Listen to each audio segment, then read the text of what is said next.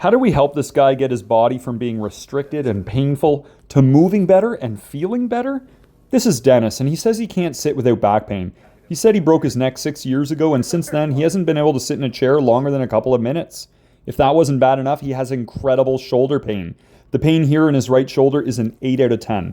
His left arm was even worse. He couldn't raise it up very high. It was a searing 9 out of 10 for pain. We decided to try a corrective exercise recipe to see if we could help him get some relief. Here's what we did. We retested him right away. When he sat down, he couldn't believe how much better his back felt. Wow.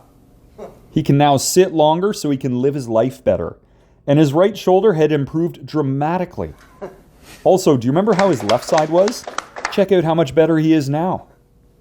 Don't settle for a life sentence. Pain-free as possible, and it can be easier than you think when you do the right things.